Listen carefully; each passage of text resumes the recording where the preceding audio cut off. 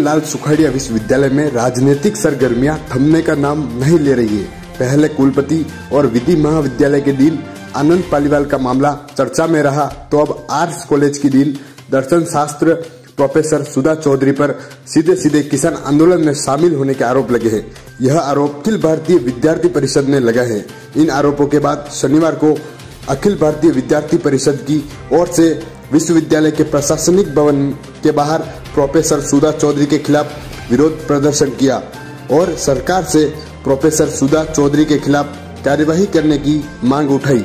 सुखाड़िया विश्वविद्यालय में छिड़ी राजनीतिक जंग फिर एक बार थमने का नाम नहीं ले रही है, क्योंकि एक बार फिर एबीवीपी ने दर्शन शास्त्र विभागाध्यक्ष सुधा चौधरी पर केंद्र सरकार में हो रहे आंदोलन के खिलाफ आंदोलन को भड़काने के आरोप लगाए हैं और जो आंदोलन हुए हैं उसमें सुधा चौधरी पर ऐसे आरोप लगाए हैं कि सुधा चौधरी द्वारा जो गणतंत्र दिवस पर जो किसानों द्वारा आंदोलन किए गए हैं, सुधा चौधरी द्वारा उनका समर्थन किया गया है। यहाँ एबीवीपी के इकाई अध्यक्ष मिलिंद पालीवाल हमारे बीच, इनसे हम जानेंगे कि बात करते हैं कि क्या आरोप उनके हैं सुधा चौधरी पर। जी मिलिंद जी नमस्कार।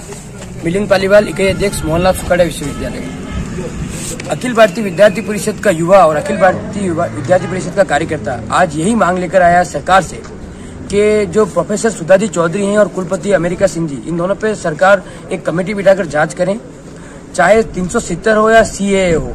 इन दोनों का खुलेआम केंद्र सरकार का विरोध करना प्रोफेसर होते हुए और उनको जनजाति विभाग का संयोजक बना रखा है सुधा जी चौधरी को, तो उनका सभी साधन संसाधन अवेलेबल करा रखे हैं अमेरिका सिंह जी ने, तो उसका पूरा इस्तेमाल करना राष्ट्र की विरोध गतिविधियों में उसका इस्तेमाल करना ये कहाँ तक सही है। और एक शिष्य जो होता है वो टीचर को, गुरु को देख के आगे बढ़ता है कि ये हमको ये सिखा रहे। तो मैं सुधा जी चौधरी से पूछना चाहता हूँ कि आप ये सिखाना चाहते हैं कि राष्ट्र के हित में बच्चा काम नहीं करे, युवा काम नहीं करे और राष्ट्र विरोध में काम करे? धन्यवाद। हम चाहते हैं कि इसकी कड़ी से कड़ी जांच हो। मिलिंद जी, सुधा चौधरी ने भी एबीवीपी पर आरोप लगाए हैं कि एबीवीपी विश्वविद्यालय को धूमिल कर रही है, तो उस पर क्या कहना है? धूमिल करने की बात नहीं है, सबने देखा है। इसकी जांच होगी तो आपको पता पड़ जाएगा वास्तविकता क्या है और गलत कौन है। जब से विश्वविद्यालय का निर्माण हुआ है, सुधा चौधरी ने साफ कहा है कि एबीवीपी दक्षिण पंथ संगठन है और हम भी वामपंथ संगठन का समर्थन कर रहे हैं। तो दक्षिण पंथ संगठन विश्वविद्यालय में कार्य कर रहा है, तो क्यों नहीं वामपंथी संगठन भी विश्वविद्यालय में कार्य कर सकता है?